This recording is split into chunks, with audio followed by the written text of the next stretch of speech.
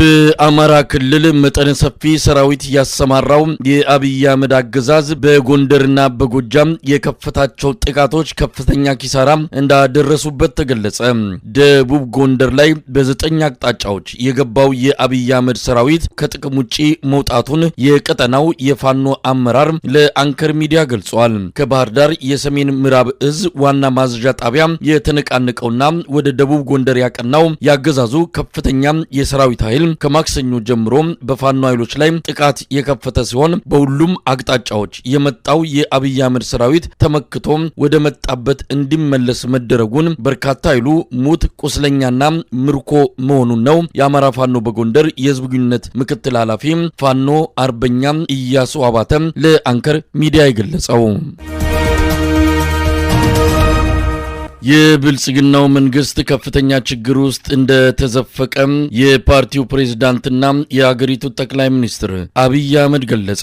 በቤተ መንግስት በተካሄደ ጥብቅ ሚስጥራዊ ስብሰባ ላይ አብይ አህመድ የወቅቱን የጸጥታ የኢኮኖሚና የዲፕሎማሲ ችግሮችን መንግስት ሊቋቋመው ከሚችለው በላይ እንደሆነበት መግለጹን ነው የአንከር ሚዲያ ምንጮች ከላኩት መረጃ ለማወቅ የተቻለው። አብይ አህመድ በጠራው ልዩና ሚስጥራዊ ስብሰባ ላይ የደህንነት ሚኒስትሩ ሬድዋን ሁሴን፣ ምክትል ጠቅላይ ሚኒስትር ተመስገን ጥሩነህ፣ ጀነራል ሹማ አብደታና ሌሎች የሪፐብሊካን ጋርድ አመራሮች የተሳተፉ ሲሆን ለጊዜው በስም ያልተጠቀሱ የሰራዊቱና የደህንነት መስሪያ ቤቱ ከፍተኛ ባለስልጣናትም እንደተገኙ ተመልክቷል። በዚሁ ስብሰባ ላይ አብይ አህመድ በውስጣችን ጠልፈው ሊጥሉን እየሰሩ ያሉ አመራሮች አሉ፣ በአጠቃላይ በብልጽግና ፓርቲ በተናጠልም በኦሮሚያ ብልጽግና ውስጥ የኔን ከስልጣን መወገድ ግብ አድርገው ሴራ የሚጎነጉኑ እንዳሉ እናውቃለን ሲል የተናገረው አብይ አህመድ ከምዕራባውያን ጋር የሚዶልቱ በሚል የከሰሳቸው የፓርቲውና ከፓርቲው ውጪ የሚገኙ አንዳንድ ሰዎች እንዲጠነቀቁ ነግረናቸዋል። ቀጣዩ ስራችን አርፈው የማይቀመጡ ከሆነ እርምጃ እንወስድባቸዋለን በማለት መግለጹንም ነው ለመረዳት የተቻለው። የምናደርጋቸው ስብሰባዎች፣ ሚስጥራዊ ውይይቶች ገና ከመቀመጫችን ሳንነሳ በጠላቶቻችን እጅ እየገቡ ነው ያለው አብይ አህመድ አንዳንዱ የተሰጠውን ኃላፊነት የማይረዳና መቋጠሪያ የሌለው፣ ሌላው ደግሞ ለጊዜው ከኛ ጋር ቢመስልም ከጠላት ጋር የሚሰራና የኛን ውድቀት የሚመኝ ነው፣ አንዳንዱ ደግሞ በጥቅም ተገዝቶ ለሆዱ የሚኖር ስለሆነ ሚስጥራችን እየባከነ እያዳከመን ነው ሲል በቁጣ ሆኖ ሲናገር እንደነበረ ነው የተገለጸው። አብይ አህመድ የሚመራው መንግስት የገባበትን ፈተና በዝርዝር ሲያስረዳ የኑሮ ውድነት፣ የዶላር እጥረት፣ የበጀት ጉድለት፣ የኢንቨስተሮች ከሀገር እየሸሹ መሆናቸው እጅግ አደገኛ ችግር ውስጥ እንደከተተው በግልጽ ተናግሯል። በአጠቃላይም በኢኮኖሚው ዘርፍ መጠነ ሰፊ አደጋዎች እንደተከሰቱ የተናገረው አብይ አህመድ ለመጠገንም ሆነ ለማስተካከል የሚያስችሉ እድሎች እየጠበቡ መምጣታቸውን ተስፋ በመቁረጥ ስሜት ውስጥ ሆኖ ሲናገር እንደነበርም ተመልክቷል። የሀገሪቱን የጸጥታ ሁኔታ በተመለከተም በአማራና በኦሮሚያ ክልሎች ያለው ሁኔታ ከጊዜ ወደ ጊዜ እየተባባሰ መምጣቱን፣ መንግስት የመቆጣጠር አቅሙ እየተዳከመ መሆኑን ያነሳው አብይ አህመድ መከላከያ ሰራዊቱ የጸጥታውን ችግር ለመቅረፍ የሚያስችል አቅምና ጥንካሬው እየላላ እንደሆነም አመልክቷል። የጸጥታውና የኢኮኖሚው ቀውሶች የሀገሪቱን ገጽታ ማበላሸታቸውን በመጥቀስ በዚህም ዲፕሎማሲው ግዙፍ ችግር ውስጥ ገብቶብናል ሲል ተናግሯል።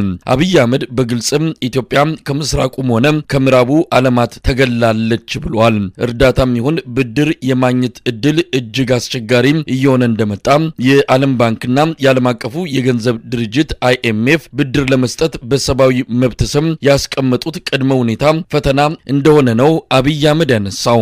አሁን የተለያዩ የዓለም አቀፍ ተቋማትና ዲፕሎማቶች በድፍረትና በንቀት መንፈስ ሆነው የሽግግር መንግስት መመስረት እንዳለብን ማሳሰብ ጀምረዋል ሲል አብይ አህመድ በቁጭትና በንዴት ሆኖ መናገሩም ተሰምቷል።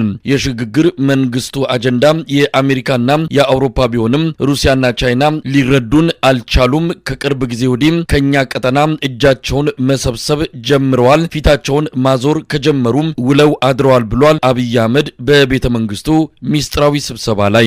እንደ ፓርቲና እንደ መንግስት እጅግ ከባድ በሆነ ፖለቲካዊ፣ ኢኮኖሚያዊና ዲፕሎማሲያዊ ፈተና ውስጥ እንገኛለን። የህልውና አደጋ ተጋርጦብናል። በግልጽ ተነጋግረን ጨከን ያሉ እርምጃዎችን መውሰድ ይገባናል ሲል አብይ አህመድ መድረኩን ለተሳታፊዎቹ ውይይት ክፍት ማድረጉን ነው ከምንጮች መረጃ ለማወቅ የተቻለው።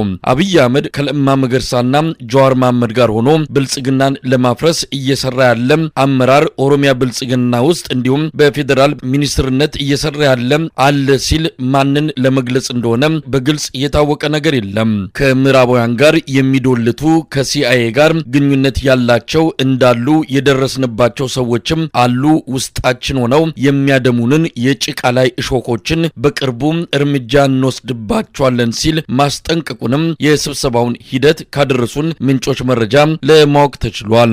በዚህ ስብሰባ ላይ የተገኙት የደህንነትና የሚሊተሪ አመራሮች የአስቸኳይ ጊዜ አዋጁን ለህዝብ ሳይገለጽ እንዲራዘም ማድረግ፣ የሰራዊቱን ምልመላ በስፋት በማከናወን በተለይ በአማራ ክልል ላይ የመጨረሻውንና የማያዳግመውን ጥቃት መፈጸምና ፋኖን ማጥፋት እንዳስፈላጊነቱ በሀገር አቀፍ ደረጃ የአስቸኳይ ጊዜ አዋጅ በመደንገግ ፋኖን ሸኔንና አልሸባብን መደምሰስ የሚሉ የውሳኔ ሐሳቦች ቀርበው በአማራ ክልል አስቸኳይ ጊዜ አዋጁ ለህዝብ ሳይገለጽ እንዲቀጥል በመስማማት ስብሰባው መጠናቀቁን ነው አንከር ሚዲያ ባገኘው መረጃ ላይ የተመለከተው። በተለያዩ አቅጣጫዎች እንቅስቃሴ ሲያደርግ የሰነበተው የአብይ አህመድ መከላከያ ሰራዊት በወልቃይት አቅጣጫ ከህወሓት ኃይሎች ጋር ውጊያ መጀመሩ ተገለጸ። ዛሬ ሌሊት የተጀመረው ውጊያ ሸረሪና በተባለው አካባቢ እንደሆነም ተመልክቷል። በዛሬው ዕለት ምን ተፈጸመ፣ ምን ተደረገ ያሉትን መረጃዎች በዝርዝር ለእናንተ ልናካፍላችሁ ከጋዜጠኛ ሙልጌታ አንበርብር ጋር ተገኝተናል። አብራችሁን በመቆየት ዝግጅታችን እንድትከታተሉ ግብዣችን ነው። መልካም ጊዜ። ምናልባት አሁን ያለበት ሁኔታ ይታወቃል፣ የመስፋፋት ነገር አለው። ህወሓት ጦርነቱን ጀምሮት ቢሆን ዓላማው በዋናነት በአብይ አህመድ በኩል የተፈለገው የአማራን ህዝብ ከጎኑ ማሰለፍ፣ በአማራና በትግራይ መሃል ይመጣል የተባለውን አንድነት ወይም ደግሞ እየተሰራ ያለውን ትብብር ለማደፍረስና ለማሰናከል እንደሆነ ይታወቃልና ህወሓት ገፍቶ ሄደዋል ወይ? እንግዲህ ወራሪ ከሆነ ህወሓት ትንኮሳ አድርጎ ወልቃይትን ለመያዝ ካቀደም እንደው ጦርነቱ ገፋ ብሎ ወደ ወልቃይት ወደ ውስጥ የዘለቀበት ሁኔታ አለ ወይስ እዛው የተባለበት ቦታ ብቻ ነው ውጊያ እየተደረገ ያለው? እንግዲህ አብይ አህመድ ለይስ ትንኮሳ ካደረገ በኋላ ውጊያው አልተስፋፋም። የከባድ መሳሪያ ልውውጦች ነበሩ፣ የክላሽ ውጊያ እንደነበረም ሰምተናል። ነገር ግን ውጊያው እንዳልተስፋፋ ታውቋል። አንደኛ ህወሓት ቀዳሚ ተኳሽ ቢሆን ኖሮ ወይም ደግሞ ውጊያውን ቢጀምር ኖሮ በአንድ ግንባር እንደማይጀምር ይታወቃል። በርካታ ግንባሮች አሉት። ራያ ግንባር ከፍተኛ የሆነ ኃይል ያለው የህወሓት ኃይል አለ። በሌሎችም ግንባሮች እንደዚሁ በተመሳሳይ እነዚያ ጭምር የሚጀመሩበት ነበር።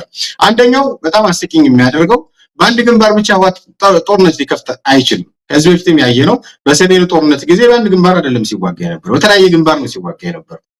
ይህን ሾርት ሜሞሪ እንዳለን እነዛ ምን መስለው ይመስለዋል እና በዛ በኩል ሙከራ አድርጎ ከዛ በኋላ ውጊያው የቆመ በተለይም ደግሞ ፌደራል መንግስቱ እንደተቆጣጠረው ከዛ በተጨማሪ ደግሞ አንዳንድ የፖለቲካ ዘገምተኞች ከአብይ አህመድ ጋር ውሎና ዳራቸውን ያደረጉ በአማራ ስም የሚምሉ ለወልቃይት ብቸኛ እኛን ተቆርቋሪ የሚሉ ኃይሎች ደግሞ በዚህ ፕሮፓጋንዳና እንቅስቃሴ ውስጥ በሰፊው እያስተዋል እንገኛለን። በነገራችን ላይ እንደው ወደ ኋላ እንነሳው እንችላለን። እነዚህ ኃይሎች እንደው ቆም ብሎ ቢያስቡ ማለት እንፈልጋለን። ምክንያቱም አሁን ላይ የወልቃይትን ጉዳይ፣ የራያን ጉዳይ፣ የጠለምትን ጉዳይ፣ ሌሎቹንም ጉዳዮች በተመለከተ ከፋኖ በላይ የሚቆረቆርለት የለም። ፋኖ የወጣበት ዋነኛው ምክንያት የአብይ አህመድ አገዛዝ ለኛ ይጠቅመናል፣ የወሰንና ማንነት ጉዳያችን ምላሽ አይሰጠንም። ስለዚህ በአግባቡ ራሳችን አደራጅተን ተቀናጅተን ልናስከብር ይገባል ብሎ የወጣውን ኃይል ለህወሓት ርስት ሻጭ ርስት አስመላሽ የአብይ አህመድን ቃል አምነው የአብይ አህመድን የአማራ ሚዲያ ኮርፖሬሽን ንግግር ሊተነትኑልን የሚፈልጉ በርካታ ኃይሎች አሉ። ይሄ በጣም አስቂኝ ነው፣ አስነዋሪም ነው። በነገራችን አማራ የህልውና አደጋ ገጥሞታል እየተባለ አማራ በሁሉም ግንባሮች ከፍተኛ ጫና አለበት እየተባለ ነገር ግን ከዛ በተቃራኒ መልኩ ከፍተኛ ጫናዎች በአማራ ኃይሎች በተለይም ደግሞ በፋኖ ኃይል ከፍተኛ ጫና ለማድረግ ሙከራ እየተደረገ ነው። ይሄ ብልጽግና መንገድ ነው። ይሄ ብልጽግና አጀንዳ ነው። ይሄ ብልጽግና ስልታዊ መንገድ እንደሆነ ስትራቴጂም ነድፎ የሚንቀሳቀስበት እንደሆነ ግን በግልጽ ማስቀመጥ ያስፈልጋል። በወልቃይት በኩል ያለው ነባራዊ ሁኔታ አሁን ላይ ምንም በሚባል ደረጃ ተኩስ እንደሌለ ከቦታው ያገኘሁት መረጃ ያመለክታል። ሙሉጌታ እንግዲህ ነጠብጣቦችን ገጣጥሞ አንድ ስዕል ማየት የሚቻል ይመስላል። አብይ አህመድ ለረጅም ጊዜ ስጋት ላይ ነበረ። ጽምዶም ትብብርም የትኛውም ስም ይሰጠው እነዚህ ኃይሎች ተባብረው ከመጡ ከፍተኛ የሆነ የህልውና አደጋ ብልጽግና ይገጥመዋል የሚል በወታደራዊ ጀነራሎቹም በፖለቲካ አመራሮችም ሲገለጽ ነበረ። ያንን እንዴት ማኮላሸት አለብን የሚለው ስትራቴጂንም እንደዚሁ በየጊዜው ፍንጩን እያገኘን እኛም ስናጋለጥ እንደነበረ የሚታወስ ነው። አሁን ምክክር የሚሉት ቲያትር አዲስ አበባ ላይ እየተከናወነ ጦርነት ደግሞ ከፍቷል። ራሱ ነው የከፈተው። ምናልባት አንዳንዶች እንደሚሉት የምክክር ጉባኤውን ውሃ በላው፣ ውሃ ቸለሰበት ነው የተባለው። ይሄ በዓለም አቀፍ ደረጃ ለአብይ አህመድም ገጽታ መጥፎ እንደምታ እንዳለው ነው የሚገለጸው። ምክንያቱም ጦርነት እያካሄድክ በዚህ በኩል ምክክር ልታደርግ የምትችልበት ምንም አይነት ምክንያታዊ የሆነ ነገር ልታቀርብ አትችልም። ለማንኛውም የአብይ አህመድ እቅድ የአማራውን ህዝብ ጎትቶ እዚህ ጦርነት ውስጥ ማስገባትና ከህወሓት ከትግራይ ኃይሎች ጋር ማጋጨት እንደሆነ ይታወቃል። አንዳንድ እንቅስቃሴዎችንም እያየን ነው። በተለያዩ የአማራ አካባቢዎች አፈሳ ተጀምሯል። ወልቃይት ልትያዝ ነው፣ ወልቃይትን ህወሓት በኃይል ሊወስድ ስለሆነ ከተከዜ ዘብ ጋር አብራችሁ ተሰልፋችሁ ከመከላከያ ጎን ሆናችሁ ወልቃይትን አድኑ የሚል ቅስቀሳ በየከተማው እየተደረገ እንዳለም እያየን ነው። የአማራ ህዝብ አቋም ምን መሆን አለበት? በዚህን ጊዜ ላይ ህወሓት እንግዲህ የነበረው ከአማራ ህዝብ ጋር በአጠቃላይ በኢትዮጵያ ታሪክ ውስጥ ያለው ሚና ይታወቃል። ያንን እየመዘዙ እያመጡ አሁን ላይ የአማራ ህዝብም ከብልጽግና ጎን ተሰልፎ ህወሓትን እንዲዋጋ ሰፊ ቅስቀሳ እየተደረገ ነው። ይህንን ደግሞ በፊት አውራሪነት ከሚያደርጉት አንዱ የአማራ ተወላጅ የሆኑ በተለይም ደግሞ ከወልቃይት ጉዳይ ጋር በተያያዘ ሌላ ምንም ነገር የማይታያቸው ይሄ ብቻ የሉና ጉዳይ አድርገው የወሰዱ ብዙ የፖለቲካ ሰዎችም አሉ፣ አክቲቪስቶችም አሉ። የአማራ ህዝብ ሚና ምን መሆን አለበት በዚህ ወቅት ላይ? አመሰግናለሁ መሳይ፣ ጥሩ ጥያቄ ነው ያነሳልኝ። የአማራ ህዝብ እንግዲህ አሁን ላይ የህልውና አደጋ ገጥሞኛም ብሏል። ስለዚህ የህልውና አደጋ የገጠመው ማህበረሰብ ከህልውናው የሚበልጥ የትኛውም አይነት አጀንዳ እንደሌለ በግልጽ ማስቀመጥ ያስፈልጋል። ያ ሲባል የአማራ ህዝብ ጥያቄዎች፣ የአማራ ህዝብ ቀይ መስመሮች ይጣሱ ማለት አይደለም። ከዛ በተጨማሪ ግማሽ የፋኖ ደጋፊ መሳዮች ነገር ግን የብልጽግና አማራዎች የአብይ አማሮች በርካቶች የሚጋሩት ሀሳብ ነው። አሁንም በተጨባጭ እያየነው ያለነው ጉዳይ ይሄ ነው። የአብይ አማሮች በከፍተኛ ሁኔታ የወልቃይት ጉዳይ የአማራ ጉዳይ ሳይሆን የአንድ ሰፈር ያውም ደግሞ የአንድ አካባቢ ያውም ደግሞ የሆነ የጠባብ ቡድን እንዲሆን ለማድረግ በከፍተኛ ስራ ይሰራ ነው። ይሄ አገዛዙ ሴራ ነው። በዚህ ጉዳይ ላይ በእንደዚህ አይነት እንቅስቃሴ እየተንቀሳቀሱ ያሉ ሰዎችን ተው ማለት አይቻልም። ምክንያቱም አቅደውበት በጀት ይዘው ስትራቴጂ ነድፈው እየተንቀሳቀሱበት ያለ ስለሆነ እነዚህ ሰዎች መክረህ የምታድናቸው ሰዎች አሉ። ስማቸውንም መጥራት የዛን ያህል አስፈላጊ አይደለም። አብዛኛው ሰው ማን ምን እየሰራ እንደሆነ ምን እያደረገ እንደሆነ ስለሚያውቃቸው ማለት ነው። በተለይ ጎንደርን ማዕከል አድርገው ከጎንደርም ደግሞ ወልቃይትን ለብቻው ኮርነር ለማድረግ ለማስመታት ከፍተኛ ስራ ይሰራ ነው በነገራችን ላይ።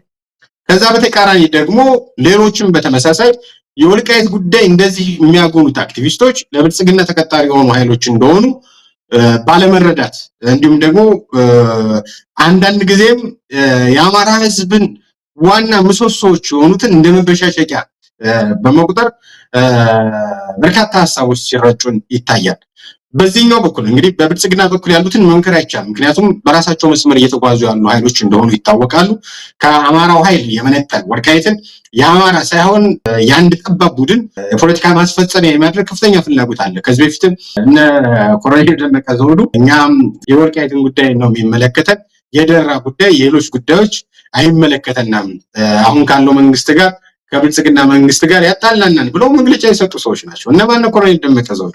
በቃ የነሱ መንገድ በጣም አደገኛ እንደሆነ ይታወቃል። ነገር ግን አሁን ምን እያደረጉ ነው? ሌሎች የሚጽፉትን ሌሎች የሚናገሩትን ለዚህ ጠባብ ቡድን ፍላጎት የመሰባሰቢያ የመደራጃ እንደዚህ እየተባልን ነው እንደዚህ እየተዘመተብን ነው የሚል ከፍተኛ የፖለቲካ ስራ ለመስራት ሙከራ እያደረጉ ነው። ይህ መንገድ ግን እንደማያዋጣ በግልጽ ማስቀመጥ ያስፈልጋል።